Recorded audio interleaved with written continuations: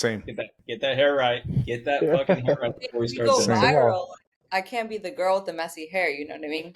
Yeah, feel you on that. Very big possibility with you three, so I'm prepared.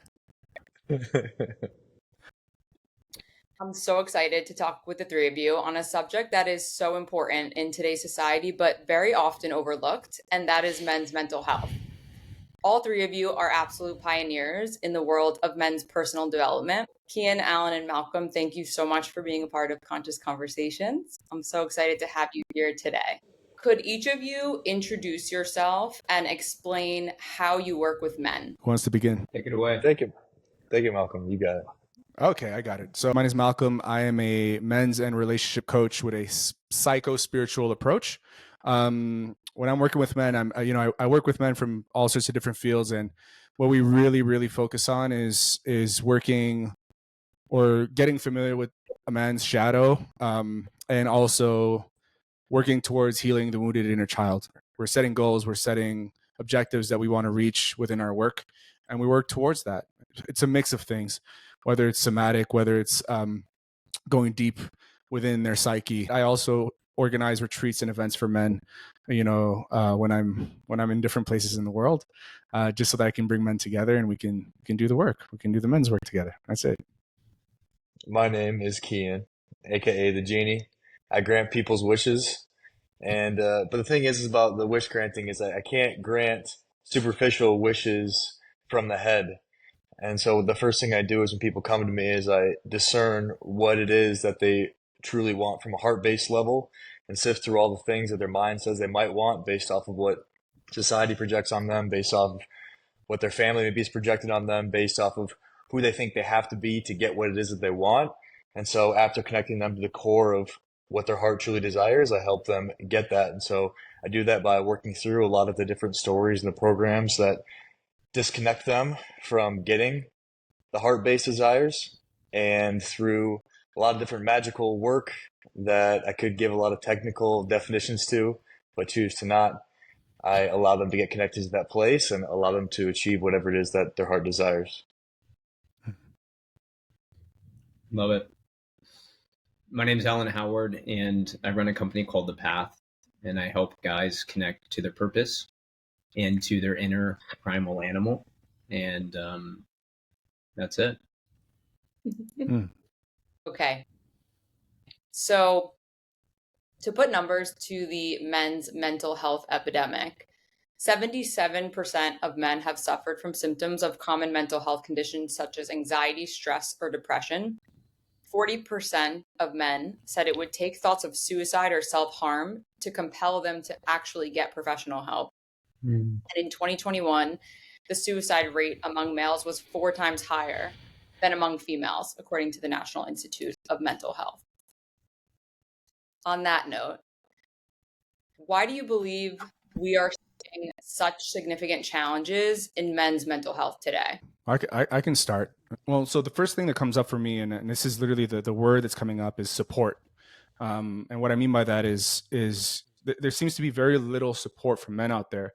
And on the flip side, it's also a lot of men believe they don't need support. And so there's a bit of both, what I feel like. And I think we live in a society where a lot of men have learned to just, put so much pressure on themselves, really going to, I have to be this kind of man. I have to show up in this way. This is what I have to do. This is what I have to get, I have to get the money. I have to get these things, and all of that just adds so much pressure. What brought me into this work is, a series of so much from, issues around mental health, from addiction to depression, having a dad that died by suicide, and having to move through all of that. I found very little true and authentic support. When I look at society today, when I look at the world today, it's really number one, the reason why I do what I do and why I created, spaces for men. And I can imagine Keyen and Alan do the same here. But also that the story that we have to do everything by ourselves. Because if you look at it, the leading cause for depression is the feeling of loneliness. And so men feel very, very lonely, and that's what leads them to depression, and then saying, well, this is too much. I can't handle it. And and then also believing that, you know, we have to do everything on our own, is the other thing that comes up. And this is without counting, you know, childhood and the environment in which we grow up in, and all of that, right? Because it has a huge factor to play in all of this. The dysfunctional families we grow up in, you know, the beliefs that we start creating, our core beliefs as growing up. So yeah, that's pretty much my answer. I'd love to hear you guys talk about it as well. Yeah, I love that. And I think I'm of the firm belief that it is a bit of a luxury that we have to be able to have these types of conversations to make mental health in general even a thing. And I think the basis behind why men are struggling so much is because just fundamentally in society, the way we've developed into creating so much safety for ourselves has made men somewhat obsolete as far as general ways that we've been needed in the past. So because of the way the government's set up, because of the way society's set up, there's just so much safety within society that men are generally not needed the way that we're used to. Now, that could change in an instant. In a moment, all the electricity could go out and immediately men would be needed again. But I think men are not really needed as we have historically been, which has caused us to have to try to find meaning outside of the traditional means. And I think that's how men are going to find a certain level of mental stability in this ever-changing society that we have to evolve and adapt to. But the basis of it simply is the fact that we've created so much safety as a society. Yeah, I agree. I love that. I think one of my favorite quotes when it comes to depression, Jim Carrey wrote it and I just pulled it up. It's depression is your avatar telling you it's tired of being the character you're trying to play. And I think one of the things that really holds back men from actually living a life where they're connected to themselves is just fear and lack of courage to actually be themselves. And I think Keyen hit the nail on the head as far as we're in a society that's very safe and very, you go this way, you play this way. And when people are into that, they don't fit into the mold. And when you don't fit in the mold, you're too scared to be different. And when you're too scared to be different, you play a different character. And so I think one of the things I found in my own life is that when I start being more real and being myself, it takes a lot of courage, but it also connects me to myself, and then I feel good. And it's nothing from the outside. It's just my connection with myself. And I think one of the things Keyen said was so cool around being useful. Years ago, I lived in the Amazon for a month with a tribe. And one of the things I saw is that the men there had such use and utility. Like a woman without a man is literally so vulnerable and so weak in that environment. And so the way that they respect their man, the way they treat him, the way they love him, the way they show affection for him. And then he now has this backing to go into the jungle and do these adventurous and courageous things, which is actually a part of his life, to be able to procure food for his family. And so when everything's so safe and so cushioned, there's no longer that need for that deeper primal energy to come out, that adventure, the skills and the necessity to make things happen. And I think it leads to, like Keyen said, the luxury of kind of mental health issues, which a lot of times they don't have those because they are living life on that edge. Yeah, I love that. Okay. What are some things that men struggle with that they don't tend to admit? I think a general level of loneliness. We've never been more connected than we are now, but I think men are also a lot more lonely than we are now. I think being in the Western society and being outside the Western society, we become very individualized, and that's led to a lot of loneliness and has led to people not feeling like they can really rely on and depend on others, especially people that are close to them. Whereas other societies, let's say like the society like in the Middle East, they're very dependent on their families and close friends, and they're constantly in community and demonstrating affection to each other. And so I think simply due to the fact that we're so individualized, we've leaned less on actually being able to trust each other and more on the individual. And it's caused a lot of issues because we're not created to be solo beings. I mean, there's a very small sect in the population that is created to be somewhat of a lone wolf, but I think way, way, way, way less than a lot of men that think it's kind of cool to be a lone wolf recognize. So people hide behind the lone wolf idea of living because they don't know how to really relate at a deep level to other men. And by being able to understand that, hey, we're not created to be solo individual human beings. We're created to be in community with each other and have deep levels of intimacy with each other, and to feel comfortable within that intimacy, I think is the foundation to why we're having so many issues with men. Yeah, I love that. I agree completely. I think another thing that is not often talked about is just how scared most men are. Like how much fear exists about the future for most men, and the fear of I'm going to mess it up and I'm not going to be able to provide for my family, or I'm not going to be able to become the level of success that I want to become. And so there's almost a lot of posturing that goes on as a defense mechanism to that. And a big section of the people I work with are 7 and like 8 figure entrepreneurs. And I find with guys who are really successful financially, there's a massive wound there and a lot of fear around like, I might not be safe in the future. And so I think a lot of guys are living in deep fear and scared to actually, going back to Keyen's point, scared to actually express that. And so that leads to a deeper loneliness because they don't have anyone to actually talk about that with.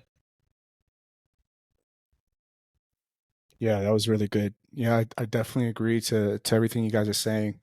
And to add to that, I believe that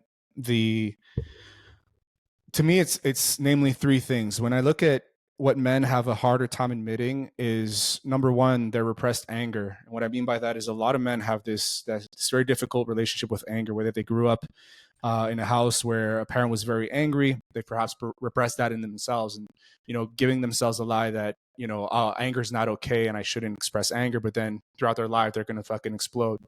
Second thing is vulnerability. Men have a hard time admitting that vulnerability is okay, whether it's crying or expressing some form of emotions, fear, as we've said, or loneliness.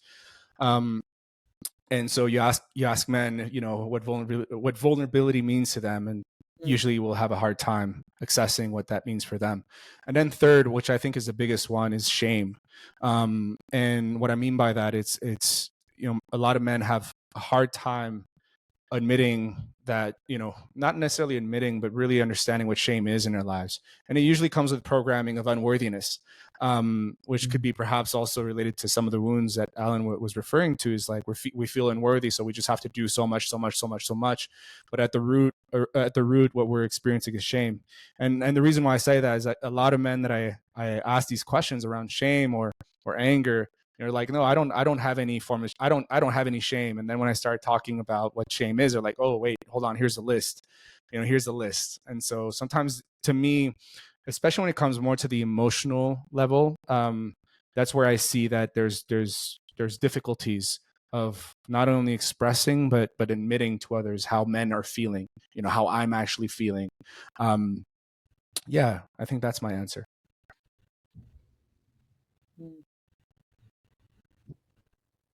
I like the repressed anger. I agree with that. I think there's definitely an element of that.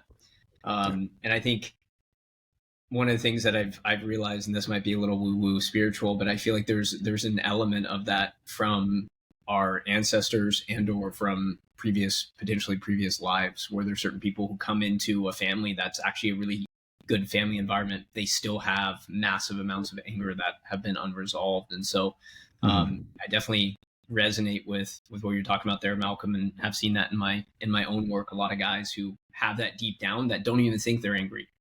And I think a big part of that anger also comes from the nice guy syndrome, which is a byproduct of the current society we live in as well. Like playing in the lines, doing everything right, doing what society wants us to do, which slowly kind of confines and restricts a man from his real free will and his real self-reliance to be who he is. And so I've seen a lot of anger in men who don't think they have anger, who have slowly bent over backwards to do things to fit into the family dynamic, or to do things to fit in their relationship dynamic, or even their own business's dynamic, who they think they should be as a CEO, and haven't really just unleashed who it is they really are. And that unleashing requires at least first getting the anger out to then get to the bottom of like, who am I below the anger? So I recognize that for sure. Yeah, 100%. Yeah, I love that. Absolutely. I think to build on that too, Al, is like, yeah, there's elements of repressed anger from generational uh, unexpressed emotion, but also there's just an element of, I think Alan and I speak about this a lot, is just being also part animal. Yeah, we are 50% spirit and 50% animal, and we don't live in a society that allows for that animal essence to be able to exist. So I think the spiritual community can get it wrong a lot in that, thinking that all unexpressed anger is like suppressed anger, when in reality we're just fucking 50% animal, like, and we Mhm. don't live in a space that allows us to fully be in that because of how Yeah. advanced or above nature we become as Yeah. society, but we can't run from or out advance the essence of who we are, Yeah. and I think 100%. that's a major issue. Mm. Yeah. And I want to add to that, you just spoke of something that made me giggle, because there is a lot of spiritual bypassing, especially when it comes to things like anger. It's like, no, you shouldn't be angry while you're meditating, or you should be angry. You hear this a lot. Oh, I shouldn't be angry. I shouldn't be angry.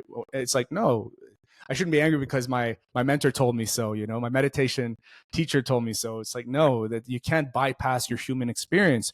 And anger, when you think about it, is such a fucking powerful and beautiful emotion. It's so connected to the heart.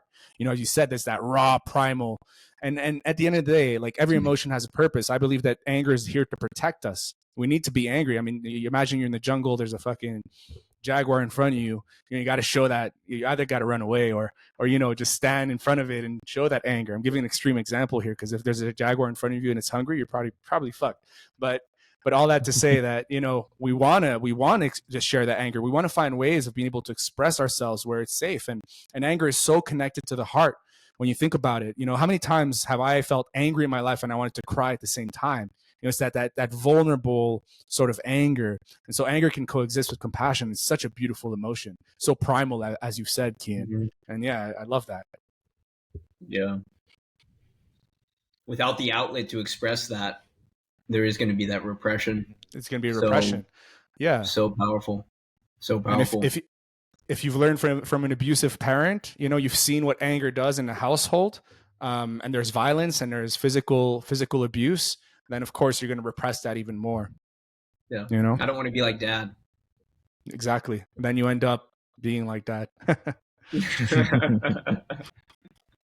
On the subject of dads, do you guys think we have good role models for men in society? Yeah. I wouldn't say that growing up as a kid, I could quickly point out, here are the good role models for me to follow. And I think that's one of the elements. There's a lot of kind of conversation that is coming back to like tribalism and tribal life. And I think that's one of the elements that's so important about a tribal life, is there's a real taking of a man all the way through his younger years up until adulthood, where you're teaching him the ways. And I think the real like hand holding role model is definitely missed in society. And I think there are good dads, which can be great, and it depends on your upbringing. But from a greater society standpoint, in a tribal society, you have the older kids, you have your uncles, you have other guys in the tribe, and you have your dad. Whereas now it's kind of like, maybe you have your captain of your football team, or your coach of your football team, and then you have your dad. And so there's definitely a gap there that I've seen. And I think there's also a gap because of a lot of the influence that we're getting when we're younger is for role models who actually are more fitting of an agenda to sell things, right? Sex sells, or drama sells, or whatever. And so that's the predominant role model for men. So I would say Yeah. there's definitely a lacking of that. That's something I wish I would have had more of. I found more of it later on in life, very intentionally, but definitely for the first like 24 years of life, there was very few. I could count them all on, half of a hand. Yeah. Yeah, and to add to that, it's so important. Read any form of literature around men's work or masculinity, and it's often going to talk about the absence of the father. And Alan just spoke about an important piece here of tribalism and the rites of passages and initiation, something that of course is very much lacking in our society today. But more importantly, I was also thinking about what are the role models as fathers as we had. If you look at if you look at the past decades, it's very clear that collectively fathers have been absent. Ever since the industrial age, men having to go outside of the home and work and work and work, and then come back later in the evening. And so what that did in our society is, number one, kids or younger boys and even younger girls just grew up without necessarily having a father. They would go to the school system, which is dominated by women, women teachers and educators. And so there's a huge absence, a huge disconnection there from the masculine or from men. And then add to that what these men had to go through, not only having to work, but everything else that came out of that, addiction and more mental health issues. And so me growing up, of course my father was very absent, but then I would open up TV and the fathers I would look that I would see on TV was like Homer Simpson and Peter Griffin. And these were the kind of fathers that I would see, and even then you're looking at a passive man or a dumb man, and this is being reflected back to you, right? So it's like, oh, this is the kind of man that I have to be. Is this the kind of father that I, what are these shows programming into us? And also what is the absence of our fathers also programming into us? So, I love like that too. Like even Modern Family. Like if you look at Modern Family, one of the biggest shows in America, who's the idiot? The dad is. He's funny, but he's an idiot. But it's always a dad, right? You see them either as really passive or an idiot, as you said. So like, what is that projecting in the household, in the child that's looking at this? Number one, they probably lose respect for their fathers. They probably don't care about their fathers. And so there's a lot of that happening. And I think also, just like Alan said, what if I look at role models, I didn't have any really growing up besides, I think, fictional characters, literally fictional characters that didn't exist. But then, today I see my mentors as role models. I see, these are men who have done the deep work and that are close to being elders. And I think we have a lot of work to do if we want to change this paradigm. Yeah, absolutely. And Malcolm, you kind of got into a little bit what I wanted to talk about, which is the accessibility we have to infinite influence. So back in the day, we maybe had primary influence from a few men because we didn't have social media, we didn't have access to TV and all those types of things. So the influence is very close to home, which could be good if you came from a great circumstance, but also could be very bad if you didn't. So I think there's positives to 30 years ago, but also negatives as well. The benefits today are that if you don't have a good father figure, you do have access to that online and virtually. So if you do look for it, there's never been more access to good influence ever in the history of the world. But also at the same time, there's never been more access to bad influence in the history of the world. So if you do have the ability to discern what is someone that could be a good possible role model, there's never been a better time to be able to find someone that does fit exactly what it is that you want. But if you're a kid that's lost and you have no foundation of who you want to be, it can be very difficult to find. But as far as access now, it's never been better. Yeah, that's true. Yeah. At least the capacity to access it. I agree with that. I remember like even just learning things, and as a senior in high school, was like there was just now starting to be YouTube videos on YouTube. A few of them I was learning. I was doing wrestling at the time, so I was learning skills, and now I look at it and it's like you can learn from so many people. Just incredible the amount of information that is there. And so I think part of it is there maybe a mentor to help them not go down the easier path, which is the porn and the junk drama, whatever influence it might be, the more stimulating content, and then helping them get into more of the deeper, more kind of soulful content. So I agree with that, Keyen. Totally. Yep. Yeah, because you have to be able to tap into a place within yourself of understanding a general direction of that you'd like to go, and then from there you base the content or the mentors that you consume off of that.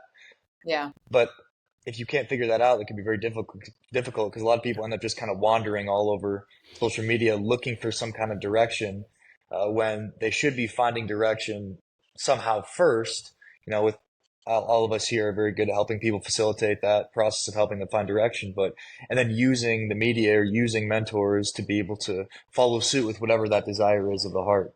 But a lot of people just instead just dance around in the space of the infinite information instead of having any type of direction before getting into the consumption of it, which is very detrimental. Yeah. There's one topic, and this isn't about mental health. I would love to get your opinions on this. There's a lot of conversation on what is a high value man. And I feel like it has been just like blasted all over the internet. And I'm curious, what is your opinion of the definition of high value man? My definition might be a little anticlimactic in that I find it actually very simple. I try Yeah. not to get too much in the weeds of the specifics, which I actually think could be beneficial in regard to helping men find certain direction for men that don't have it. But for the sake of this and for the sake of my own personal opinion, it's relatively simple in that a man that's willing and pursues the desires that are planted on his heart, that's willing and capable to follow that, and follows. I know Alan has the path. I think it's the perfect way to describe the deeper desires of the heart. So a man that's willing and capable of following the path that's planted on his heart, whatever that is. If he's a trumpet player, if he's a warrior, whatever it is, the man that follows that is the man that I think wins. Love that.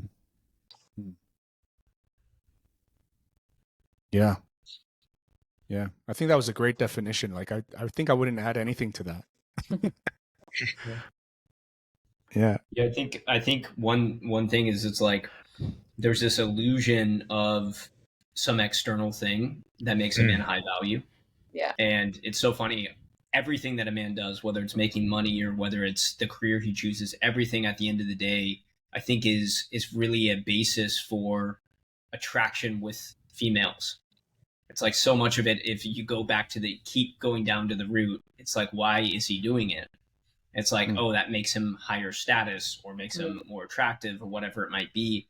But that illusion of the external making you high value is such an illusion, because I know dudes who make a couple $1 million a month who are absolute losers.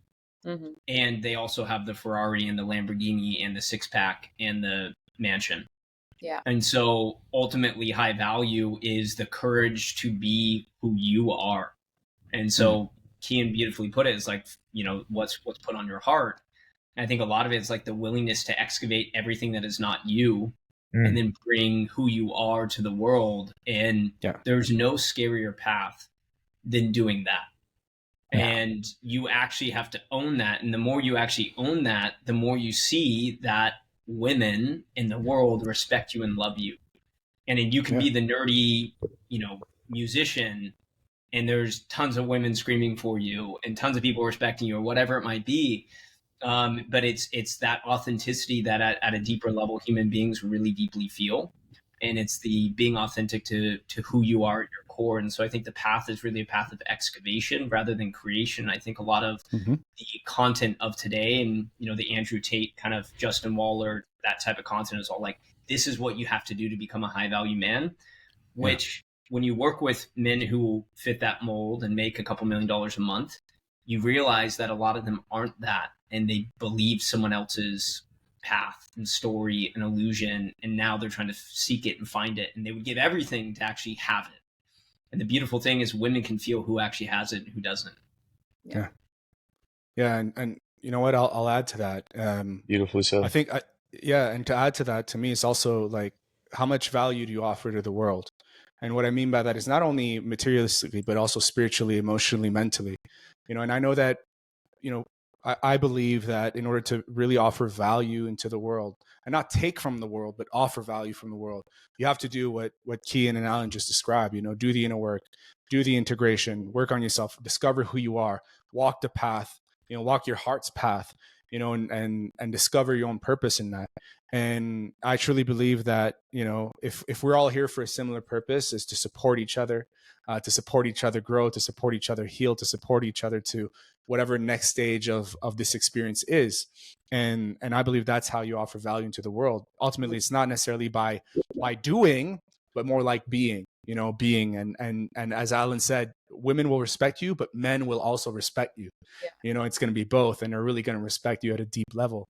And when you have respect from both, then you're on the right path, so to speak. I feel like that whole conversation, it was like really about these certain things that men are supposed to have. But now I feel like for me, high value man is like someone who lives by their values, is of integrity, of honesty, respect, who honors his partner. Not the man who gets all the women, the man who stands by his partner and he's not out looking for anything external. You know what I mean? That would be a good definition for a woman of a high value man. Well, you know me. Like, beautiful. That's how. You know That's me. it. In the past, I was like, oh, he's like this, and now I'm like, no, it's like a man who actually like stands by his values, is not out sniffing around town while his wife's at home. Like, he's honest. I don't You sound like an emotionally healthy woman. Well, thanks to all the work we've done, guys. Team effort. It takes a village. So good. You did so good. I'm so proud of you. I know. Yes. I know. Thanks, guys. It really was we're here though.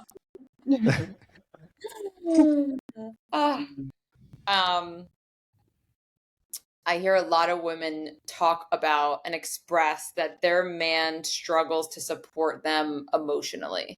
So how can a strong man show up in a more supportive way in his partnership? Well, I think there's two parts to this. And when I'm doing couples work, or I'm working with couples or in relationships, this is usually the main thing. It's the main subject, right? It's that foundation of emotional safety and what that means. And so what I mean by two sides, there's a side where it comes from the woman herself. And it's important for her to understand what emotional safety actually means for her. And so for that to be done, she has to do some kind of work to bring herself to a point of safety with herself. Because if she doesn't, then whatever kind of safety the man's going to provide in the relationship, it'll never be enough. And this is where codependency kicks in, right? If you're not really actually clear on what emotional safety is for you, and how you give that to yourself, and the moment where you need a man to offer you that in your life, then that turns into codependency. And so to remove ourselves from that, well, we have to understand, okay, well, what's my part to play in this? Am I trying to change my partner in order for him to give me something so that I can feel a certain way? Or am I able to give that to myself? And it's just a question of the man in my relationship not being able, or perhaps he's not emotionally available for himself. And that's why I don't feel safe emotionally with him, which then leads to the second part. Is if a strong man, as we said, or a high value man wants to offer safety in a relationship for his partner, he has to bring emotional safety to himself, right? And this is where men have to, to me, the first thing that I do when I work with men is bring them there, going into the body and really noticing what's there. What are the unresolved wounds? What are how is the wounded inner child showing up in your life today? Is it through your trust issues? Is it you trying to control everything? Is it through codependency? Is it, through acting in and acting out your anger? How is that showing up in your life? And really connecting to that and giving him tools in order to process his emotions and move through his emotions, right? And there's so many layers to that. Like what is the relationship with emotion? Do I perceive emotions as good or bad? Because the moment where I do that, well, I don't allow myself to be fully present with the emotions that I may perceive as bad, such as what we discussed earlier: anger, shame, fear, any of those, right? If I can start seeing emotions just as emotions, right? As we say, we've heard this all the time, but it's such a beautiful definition: energy and motion. We start understanding that emotion is actually our driving force, and that every emotion has a purpose. So whether it's anger that's here to protect us, whether it's sadness that's here to allow us to process and also evacuate whatever's unresolved, whether it's shame that can actually activate us in order to, if we're feeling shame about something, then it activates us not to repeat the same behavior. So when we start perceiving emotions as just again, energy and emotion, my driving force in life, then I can start building a healthy relationship with my own emotions. And the more I become intimate with my emotions, the more I can also bring that in my relationship, the more I can hold space for a woman, and the more I can start feeling what she's trying to say to me. Not going into, oh, I have to give her a solution. What do I have to do? No, you want to hold space. You want to be present with what she's sharing with you. Because I believe that the key in any form of relationship, and why the foundation of emotional safety is so important, is because emotions create connection, right? It creates connection. When we go into, when we're in conflict in a relationship, we tend to really speak from the mind. Well, I feel like you don't want to be with me right now. And then when we say things like that, it opens the debate. And so the partner is going to say, of course I want to be with you. No, you don't want to be with me. You're on your phone. You're not here. You're not present. And then it goes on, and we're just projecting and who's right and who's wrong. Whereas if I started the conversation with, I feel lonely right now, I'm describing the same thing, but I'm speaking about my emotion, then chances are my partner is going to stop doing whatever they're doing, and they're going to be able to hold compassion and empathy. I'm like, okay, so you feel lonely. And so to me, emotions in relationship is really what allows us to connect when we have a really good relationship with our emotions. In order for us to get there, we have to know how to give ourselves that emotional safety first. And then in relationship, in union, practice that together. And it becomes so beautiful because really the greatest aphrodisiac is connection. And emotions really allow us to connect when we're able to be in a non-judgmental, non-reactive space, holding, where both people are heard and seen, right? We want men to come in and just hold the space and just, yeah, I'm holding the space. But then what about men? When do they share what they're feeling right now? Is there space for them? Can women hold what men have to say? If you want emotional safety from your man, are you willing to provide that as well for him? And also we have to me, it's not only, I love the whole David Data, feminine, masculine. I think it's a bit outdated. I don't think it's just one side. I think in relationships, we have the opportunity to truly provide to one another, come in as a team. And if we want emotional safety, then we build that together. Yeah, that's what I had to say. Beautiful. Yeah. Emotion is this aphrodisiac. I love that. Yeah. Yeah. Thank you. So going back to the initial question that you asked us, Lana, is talking about, my answer was, the reason why men aren't as needed is because the needs that we used to be needed for are no longer there. And I think this is one of the things that can really separate men going into this evolved world to be able to be ahead and be needed, is having a certain level of emotional intelligence. And that's what I think the name of the game is for the people that will be the most successful moving forward, is the ones that are capable of having it. And to be able to understand what you're feeling, why you're feeling it, and where it's coming from, and being able to not allow the emotions that you're having to control your actions, is one of the most important things that a man can do in the context of a relationship. And a lot of people talk about stoicism and being able to control your emotions as a man, but it's not of my belief that it's important to try to mentally control them, but to more so understand them and process through them. And so for men, the best thing we can possibly do for women, and us being able to be a sturdy foundation for them, because honestly, I don't think it's necessary for men to have to be a whole lot more than that. I think there's unrealistic expectations that women have of men in today's world because of how society is changing, which I could talk a little bit more about. But I think the foundation for what women actually need compared to what they say they need is just a man that's able to emotionally show up in an open way where he can be a sturdy foundation for her because he's actively processed through and understands his own emotions. Now, I'd like to talk about more the unrealistic expectation that women now have of men that they don't actually really want or need, that they think they want just because they have more access to men, which is, I think, a problem. Just because women have access to having unlimited text messages to a man doesn't mean it's right or necessary that a man should or have to do that. So I think it's important for women to not become overly dependent on men. And unfortunately, or I should say, they're individually the man that they have as their romantic partner. Because America has become so individualized that it's disconnected women from their families and close-knit communities where women used to get a certain amount of emotional stability and ability to actively be a woman, which is just talking a lot from the family, from the friends. And now that's an expectation that their intimate partner has now. And it's not right. It's not realistic. Men should not have to fulfill the role of being a woman. A woman should take responsibility in her own hands of having community that she can actively speak with and talk to, and family that can support her. And if she doesn't have family, finding a tribe of family that she can have to support her. So her man doesn't have to fulfill all of these things that he shouldn't be fulfilling in the first place. So it's a huge problem that women have these unrealistic expectations of men, when in reality, all men really should be for women, which is what we're intended to be generally, is emotional safe points where they can feel free to be whoever they want to be and do whatever they want to do and feel safe in the process of doing it. Love it.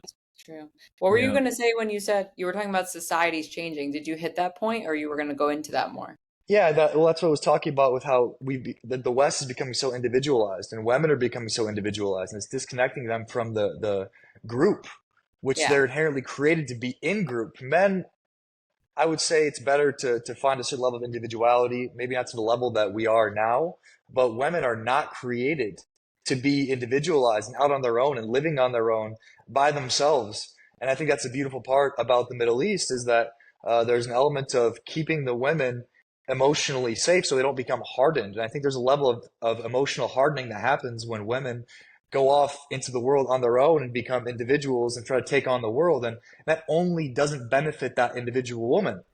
It makes a woman that's hardened. It makes a woman that men don't really want to be around. And that's what we're seeing. And that's why men are leaving America. It makes sense. So because we've gotten so disconnected from the family unit for women and having a core group of good, solid friends, women are now overly depending on their intimate partner for these roles that a man's not ever actually supposed to play. I'm not supposed to be the one that sits on the couch and talks to you for 15 hours a day. Like that's not what men are created to do. Facts. Love that. And I love the point around the hardening of women. It's so felt too when that stability point's not there, and it's like, I'm going to fend for myself in the world. It's just like this, like, you feel it as a man just being in her presence. It's like this hardness that is the opposite of what you want to care for and protect. It's like hugging a porcupine.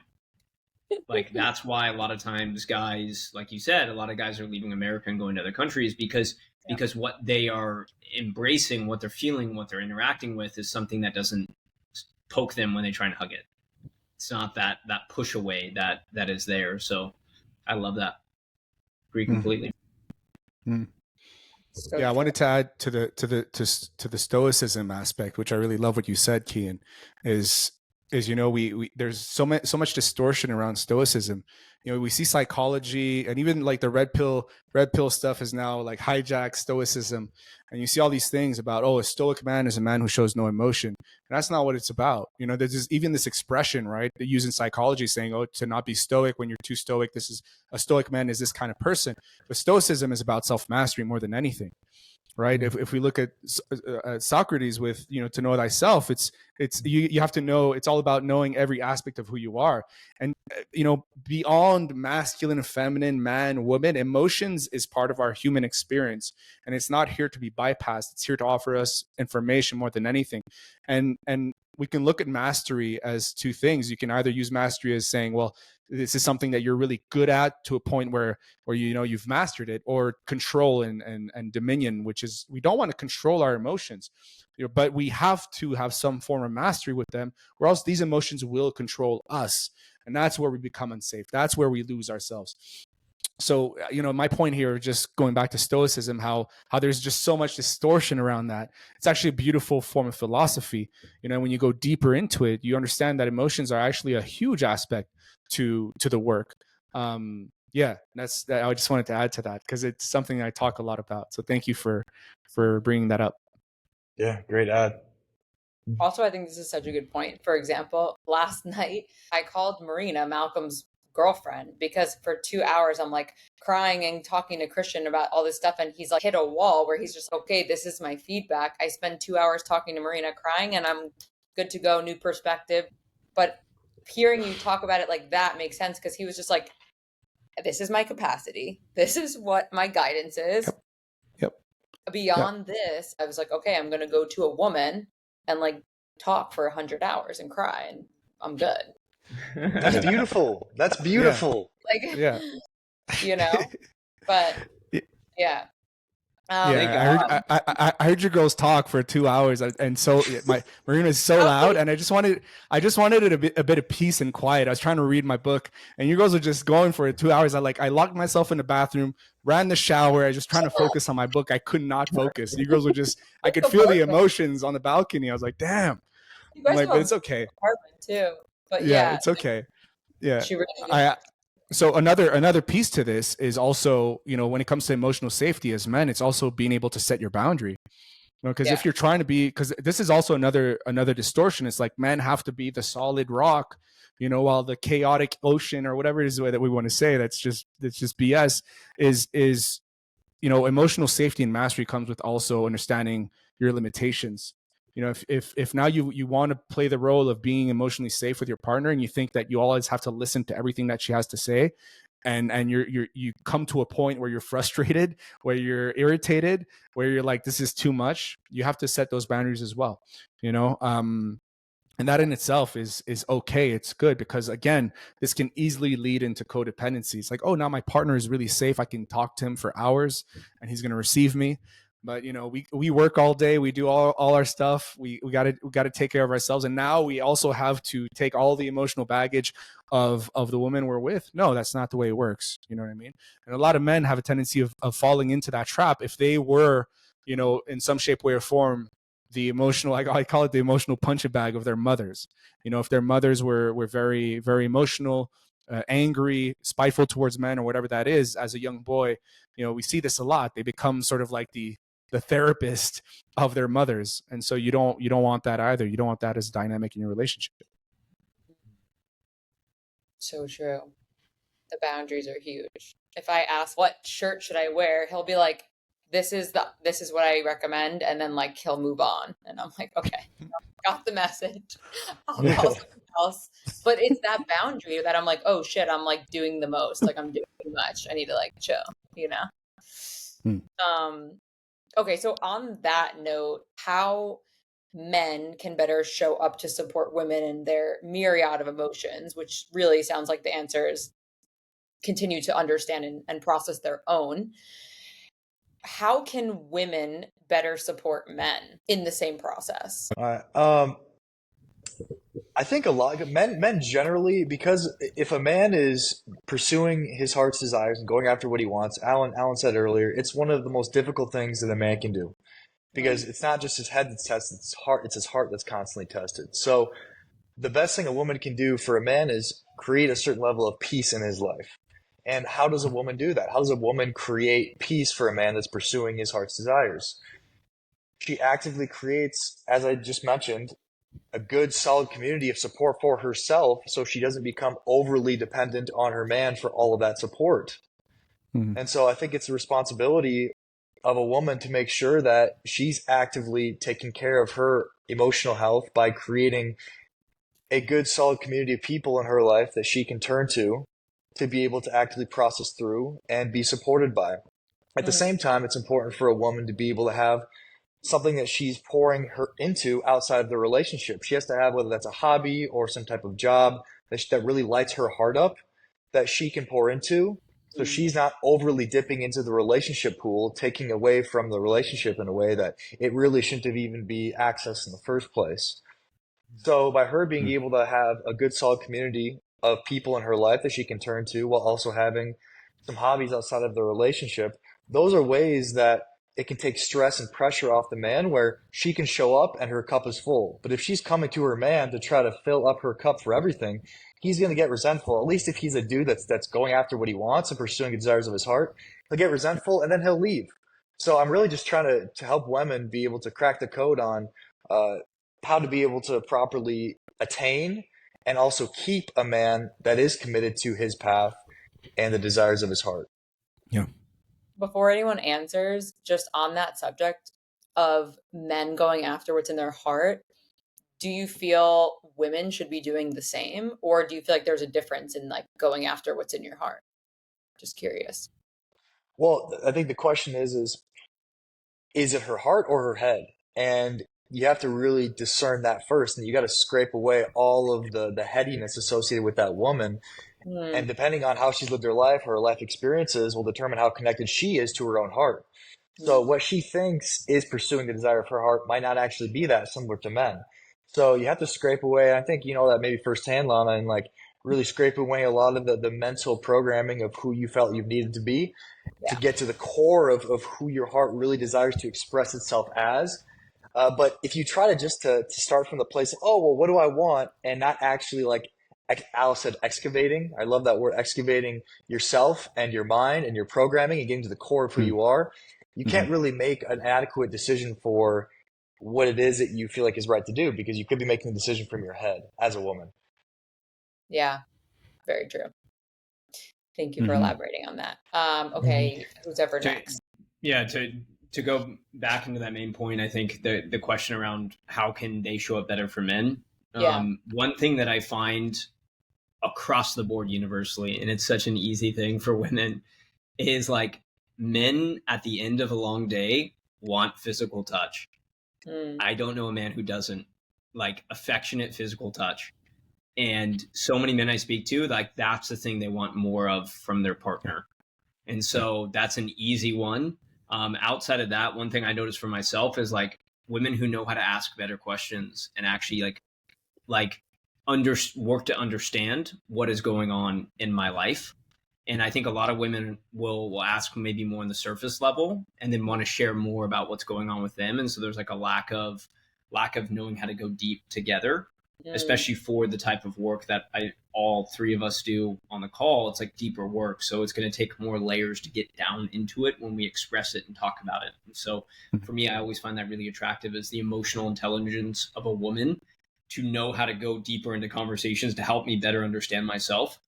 I think that's a really beautiful quality. Yes. And the physical touch and affection, those two things, if a girl's doing that, she's probably hitting home runs. Yeah. I love that. I really love that. And I'd add to that, encourage your man to take some time off for himself, and really just for him. And what I mean by that is men have a tendency of just wanting to do, and having a woman that's there, and also just at times encouraging him, hey, like, when's the last time you took time for yourself? When's the last time you went out in the cabin in the woods, whether just for yourself or just, you left, you went away from your responsibilities for a day or not, or for a day or for a weekend or whatever it is. And the reason why I say that is because, and this is perhaps more of my experience with working with couples, the men that I work with are often just overloaded with stuff happening. There's babies on the way. They've got to host. They got to do this. They've got to do that. And it always comes back to like, hey, when's the last time you took time for yourself? When's the last time you actually took intentional time for yourself? And they're like, they look up always, and I'm like, I'm not too sure, I don't know what that looks like. And it's like, okay, so what would that look like? And then they go into it like, well, you know what, maybe I do need that, and when we go into the couple, the woman always agrees. It's like, yeah, go and do you, and come back, and, and always come with the idea that you're doing this, the aspect of being selfish to be selfless. If you truly want to be of service to your relationship, if you truly want to be of service to the family you're building, you need space for yourself. And it goes both ways, right?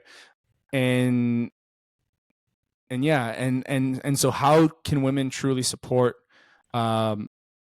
And this is the other thing that comes up for me. And I think Keyen, you touched on that as well, and Alan as well. It's about, filling your own cup, and that in any relationship, in any intimate relationship, I believe is the key to a healthy relationship, is having two partners that know how to fill their own cup, and then they come in together to support each other, and they're, they look at each other as like, hey, how can I support you while you are filling your own cup? How can I support you while you are filling your own cup and while I'm filling my own? And there'll be moments where we have a harder time filling our own cup, and that's when our partner comes in. It's like, here, let me pour from mine into yours. But when we go into a relationship where we're constantly taking from each other's cup, then that's a recipe for destruction and for chaos, you know? Yeah. So yeah, I agree to all of that and what I wanted to add, of course. Cool. Damn, if a girl shows up and does all those things that we just said, that sounds like the ultimate chick right there, huh? That's like the ultimate. Let's go. Where's she at? I'm like, here I am. But I feel like women, it's like if our man stops working out, like at a certain time, or like seems like they're off, I feel like the natural thing is like to come at them like, you're not doing this and this and that. And I think you really taught me the art of like asking the deeper questions, like, hey, like, is there something like I can do to support you getting back in your routine or things like that? Where even in my own relationship, it's been like, hey, yeah, if you're like, once you get in bed, if you could put your phone away, that will help me to like reach my goal of getting up at 5 a.m. But prior to that, I really feel a lot of us women default to the coming at or almost like scolding versus what are the deeper questions I can ask to get into what's preventing him from reaching his goals, you know? Love that. Yeah. Beautiful. And also something I wanted to add that I say a lot about the support from women is that indirectly, you know, a lot of women have supported a lot of men. And I say this because most of the men that come to me, you know, they're actually, you know, they just come out of a separation. They come out of a relationship or they're struggling in a relationship because the woman they're with is actually, you know, challenging them to step up. So what I get from that is that these women are men or women who are doing the work, who are taking care of themselves, you know, who've changed patterns in their lives. And so I think that's an important piece as well. Coming back to filling your cup, it's, you know, as a woman, keep doing the work, keep nurturing yourself, keep giving to yourself what you need, keep answering your own needs. And that's also ultimately going to support the man you're with. We've touched on it a bit, right? We've been talking about like tribes and the different things that have worked in the past. But in this current society, how can men find or build these supportive communities that resemble something like a tribe? I think really the core, like you can find community wherever you go, right? You can find community at your jiu-jitsu gym or your CrossFit gym or wherever you want to go. There's an opportunity for community. One of the things I find from a lot of guys that I speak with is that they're not finding the community that they really want. And I think when that statement is said, the core thing missing is a community that has a level of vulnerability and honesty and authenticity.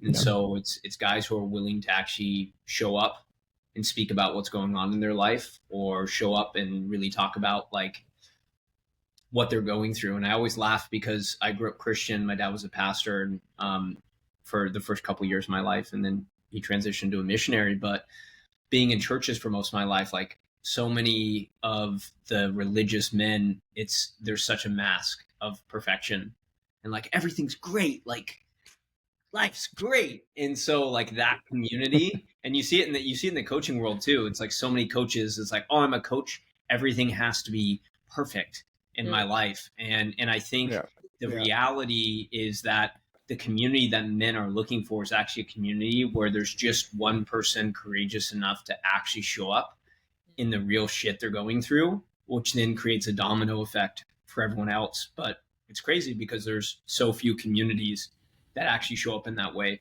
And so if men are listening to this and they want to be leaders, that's how you lead. That's how you show up in whatever community you're in. And a lot of people will be uncomfortable with it. And you'll probably see your way out of communities. But eventually, as you continue to be that beacon of light for showing up in your truth, you're going to find your community. You're going to find people around you that love you and support you and see, holy shit, there's another guy who's actually showing up as vulnerable, as like connected to himself as me. So I think that's really the key is the ability to show up in authenticity and vulnerability. And there are also communities you go to, you know, there's probably a lot in Austin, Texas that you go to where it's way too vulnerable and way too like poor me and victim, where I think there also has to be the other element of the masculinity in that community of like, yo, we've been here for 3 months hearing about your problem with this thing. Fucking take action or get the fuck out of the community. And I also think that's a real community too. Mm-hmm. Yeah. Mm-hmm. Yeah. Yeah. I love what you just said. I think there's something to be said about going into a place where you are being met with people who understand you, who do not judge you, who who have walked the fire like you have, and it's sort of like that mirror effect that perhaps a lot of us didn't receive as children. What I mean by that is, if we grew up again in dysfunctional families, which were our first communities, so to speak, we've learned to create these walls and these masks, and not being truly accepted for who we are. If I can speak from my own experience, the first sense of community that I had truly is when when I became sober. I was doing meetings every day, and they kept on telling us, you just go from meeting to meeting. If you don't like the people in one meeting, try another one. Just go and try. Just give it a try until you find that place where you resonate to the people that are there. I think that's applicable to if you're searching for community, to just continue searching. And I think I have this, maybe perhaps more of a spiritual belief that the more you work on yourself, number one, the lonelier it gets, right? Because the people that are surrounding you perhaps will not follow you onto the next stage of where you're going to. And this is something that I see a lot in men tell me, that this path is lonely. But I truly believe that, continue walking the path and you will find your people, you will find your tribe, you will find your community. And as Alan said, it's like finding that balance of, having that the space to be vulnerable with others, but also being held accountable for our shit, and being called forward. And it's like, bro, like what are you doing? Wake the fuck up. It's time to put action, yeah. And I think it's what's his name? We spoke of him earlier, Joe Dispenza. He says this a lot. He says, community is the future. Community is the future. He says that a lot. And I believe in that. This is how we function. I believe again, I don't know much about history that much, but I know, I think, that we grew up and we evolved in community. So, and as Keyen said so importantly earlier, is like, we're really in a very individual sort of society where it's all, we're all divided. And you look at society as a whole, it's like the division everywhere. Everything is divided. When you're, choose a government, red or blue, and then it's like, choose a side, choose a team, always choosing a side. So that creates division, war in the world. And it's like people choosing sides, and as if it's a fucking ESPN fucking sports game, and like, who's gonna win and who's gonna lose. I'm on the right side, and then I'm switching to the other side. Like we're always fucking divided. And that, to me, without going too deep into conspiracy, but just a little bit, we go into the agenda of things. It's like, let's keep people divided, because when people are divided, they're alone, they're afraid, and they're easy to manipulate. And so when you're in a strong community with people who are doing the work, who are heart-centered, who are truly, genuinely wanting to support each other, and again, you're always going to find the balance of what I could say, negative and positive, good or evil. Anywhere you go, there will be people in communities that are manipulative, or that are malintended, or that they want to do something bad to hurt others. But the stronger community is, the more they snuff out these people, or the more they call them forward for them to grow and heal and evolve. Because there can be a lot of toxicity as well in communities. So that's why you want to keep always just keep searching. You'll find your people. I truly believe in that. And at the end of the day, you get to create your community. It's not because you hear about this community on a farm, 200 people living on a farm, and you want to go join them and see what it's about. You can literally just build a community yourself, and that's just about bringing the people that you love together, and you've got community. That's what I believe. Yeah. Beautiful. Yeah, I'll touch on something a little different. I think it's not. I think now more than ever, less and less men have community in the way that they want it, and I think it's normally due to one of two things, or both things. One, you're not valuable enough as a person. Like, if you want people to want to be in community with you, you have to have and bring some element of value to the community. So you're either not demonstrating that value enough, where people don't understand your value, or you just aren't really that valuable. And that might be a tough pill to swallow. But if you're not someone that actually adds and brings value to the lives of other people, like good luck having other people want to be in community with you. When you bring massive value to the world and it's seen, a lot of people want to be in community with you. So that's the first thing I would say and talk about is become someone valuable enough for other people to want to be in community with you. The second thing is there's a certain level of openness that you have to be able to have to inspire people to want to connect with you.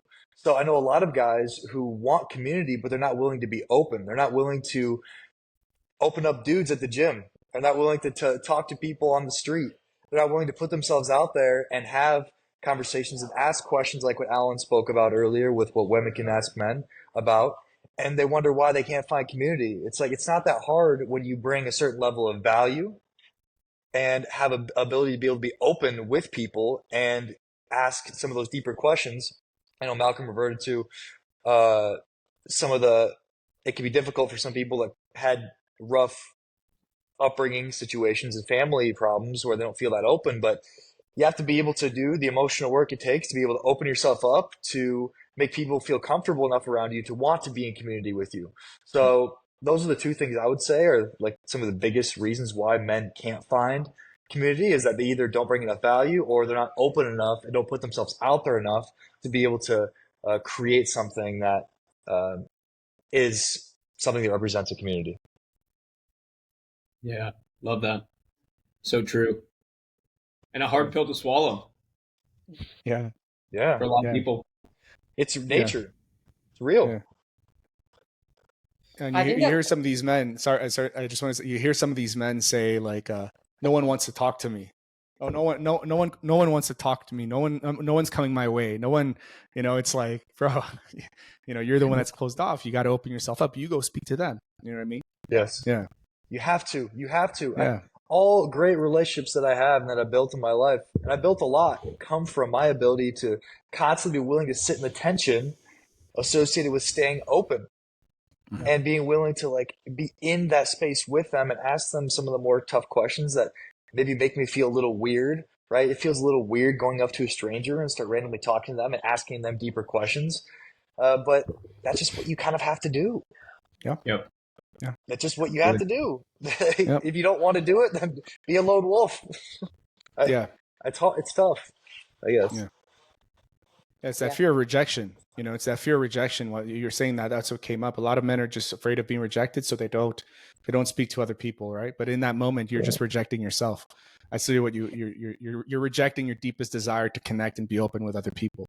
Yeah. So and that tension's normal too, right? Like that tension's normal. The tension that comes up when it comes down to opening up somebody else or talking to someone, that tension's normal. But the ones that are willing to be able to sit in the tension and ask the question or say hi anyway are the ones that are able to have a deep level of community. It's something I really admire in Alan and his ability to be able to do as well is sit in that tension and really just like, I think it's second nature for him now to be just open with people and to create that space where they know that he's willing to share and talk about whatever comes up in him. And he's also willing to have ask those questions too. So it's an important skill to be able to learn how to create community.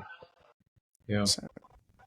Like even, I was thinking about that with you, like Keyen, even just like being in LA and then moving to Miami, like you've had 2 moves in the last like two years.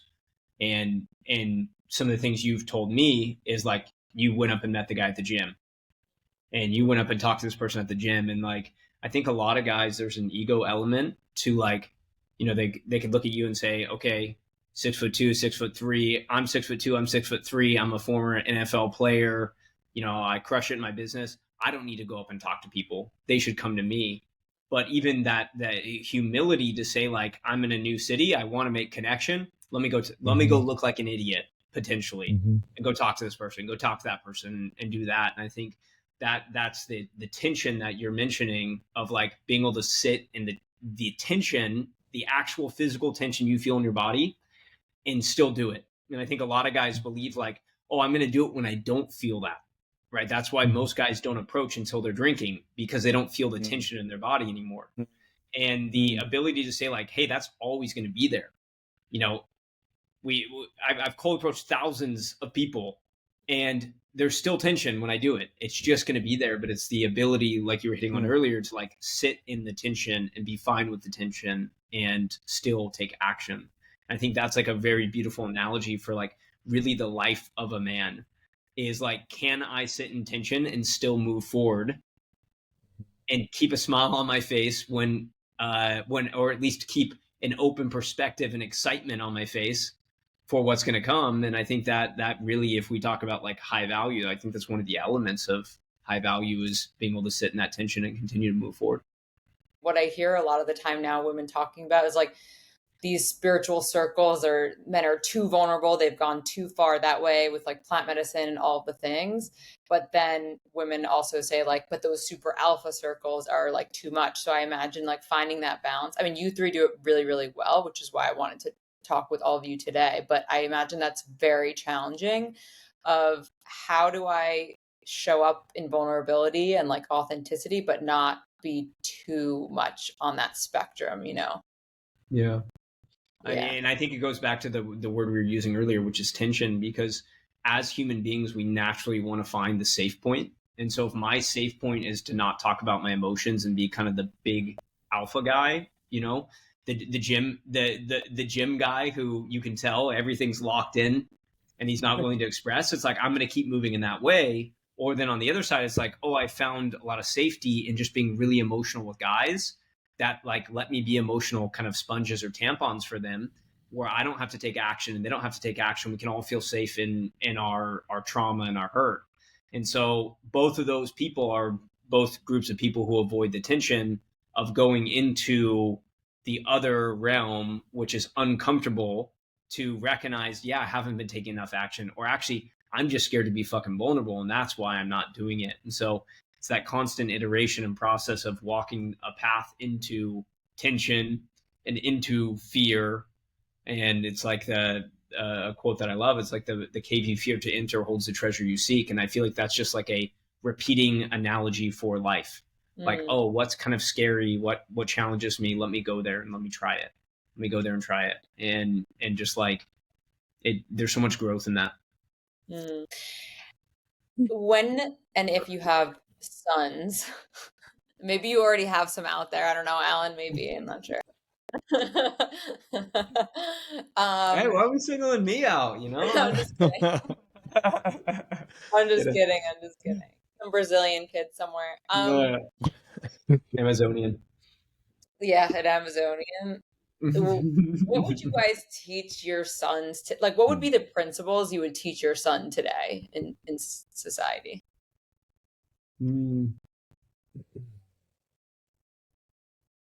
Keep your eyes on me. Watch me.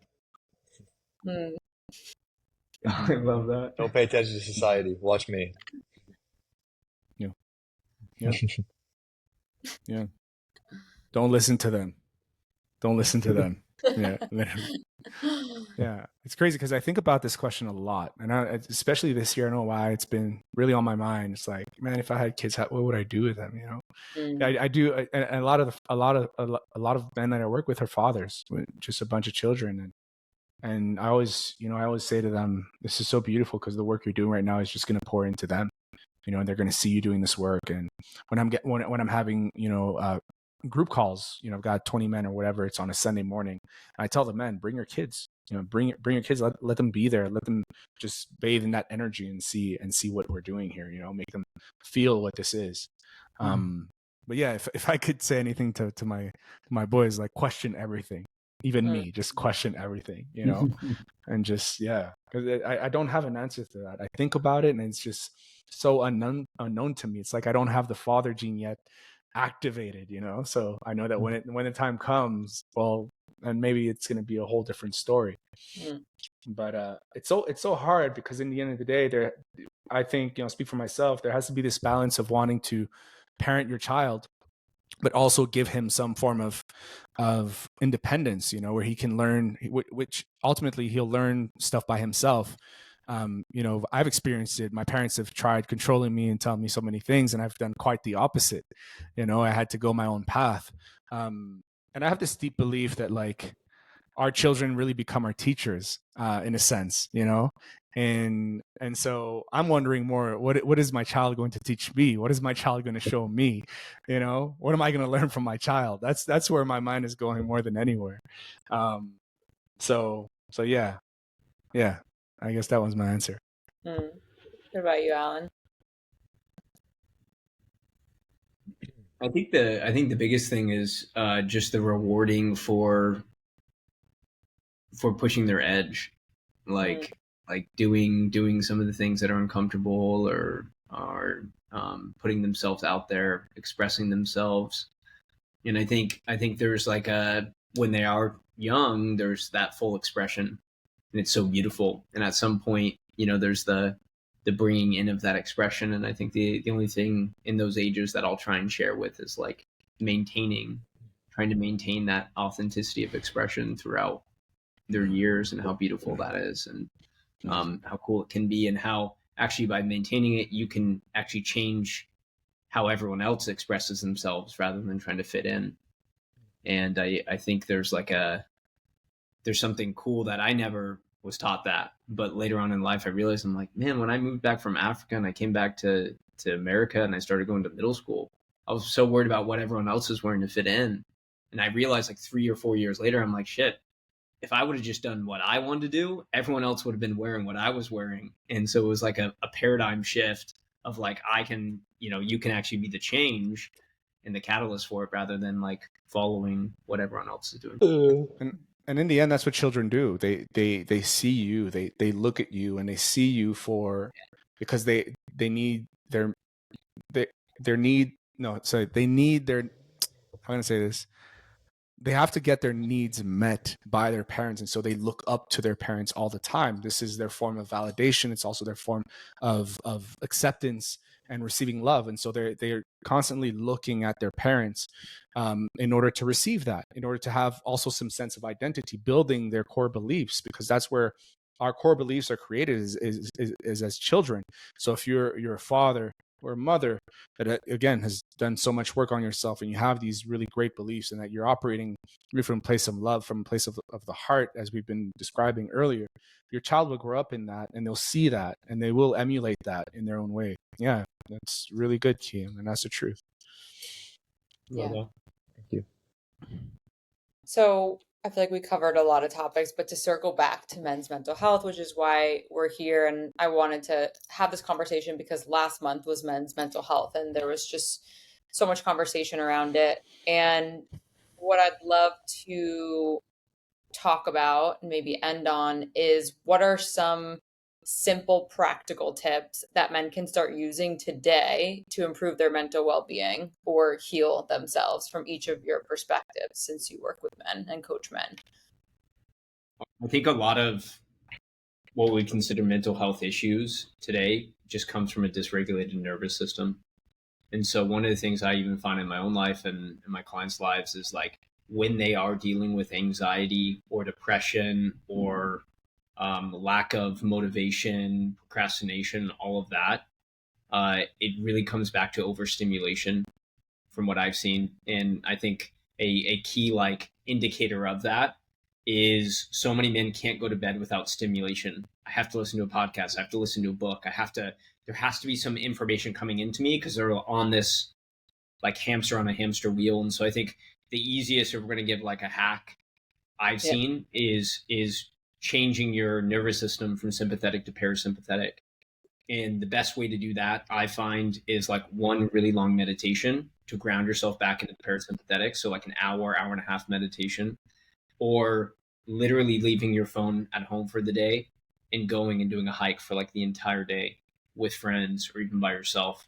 But those two things really bring you back into the parasympathetic, connect you back to the body, connect you back to nature, and can be hugely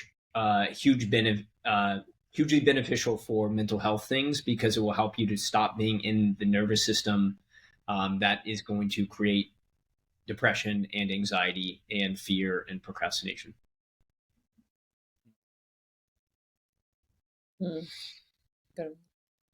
Yep. My next? Okay. Sure.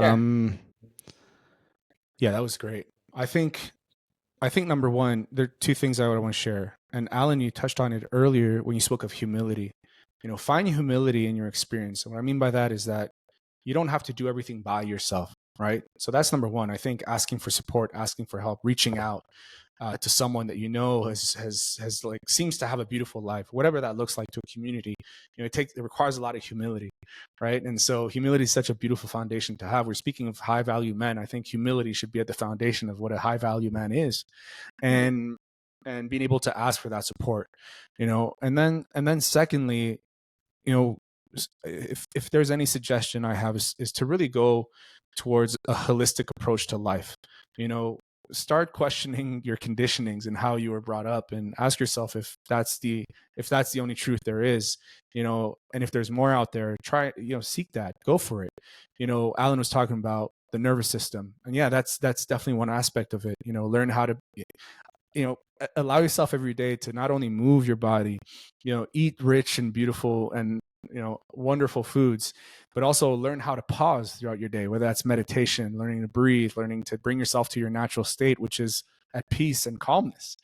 Very people don't understand that. Everyone thinks that we're living in survival, yet our natural state is parasympathetic, as Alan has said, which is being at peace, being calm, being present. Learn how to do that. Learn every day. Allow yourself to learn something new every day. You have such a powerful and beautiful, not a powerful body, but a wonderful brain that has a capacity to learn so much, not only about the world around it, but also within itself.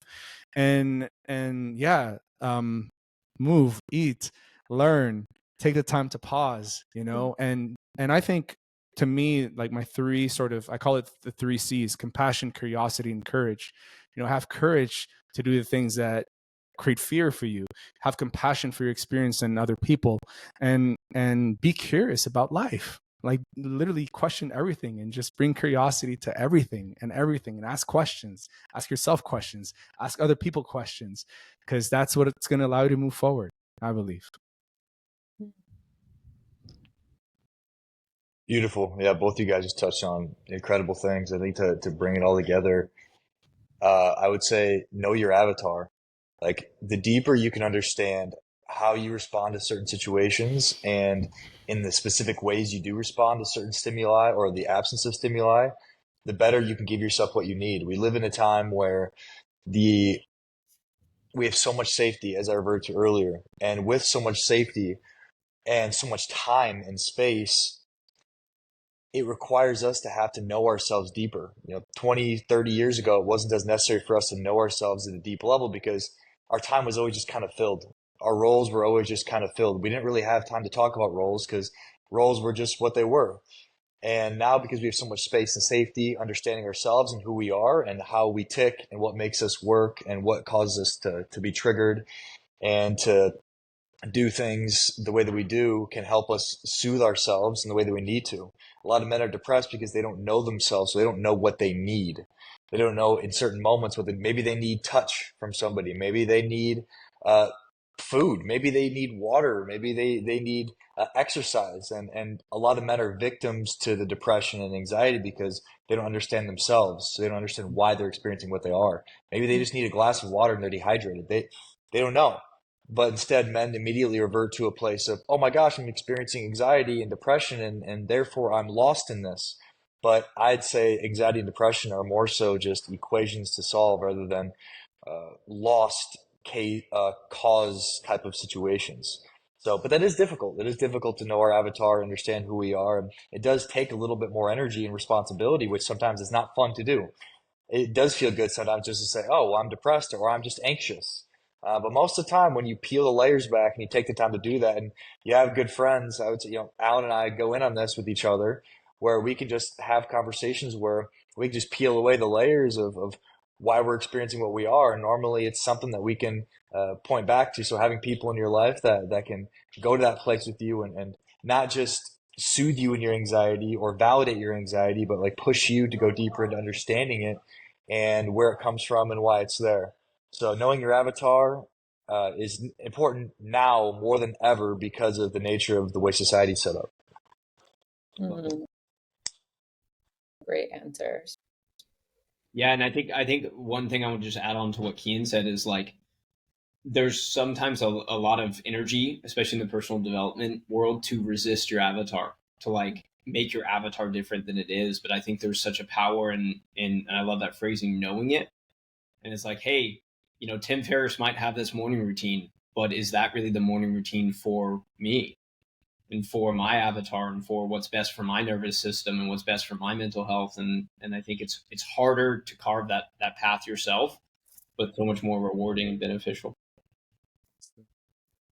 Fair. Well, my last question would be, what do you guys think about body count? I'm just kidding. No, just kidding. So I think that's it. I so appreciate all of your time. And normally I end it by recapping what we talked about, but they're just going to have to watch because there's too much to recap. And I think great job hosting this for us and good Thank questions. you. Thank you. Oh, thank you. Thank you all. Yeah. Seriously, I'm happy to be friends with all of you. I'm so glad that you are role models for men in this world. And I think that if that's the case, we have a lot of good things coming for the next generation of men. And if anyone wants to follow all of you guys, they can reach out to you. Why don't you each share your Instagram handle? Yeah, it's Coach_Alan Howard. Keyen. At official Keyen. Malcolm. At Rising Masculinity. Awesome. And as always, for anyone who is looking for ways to explore improving your life, please reach out to at your Conscious Concierge. Yeah. Malcolm.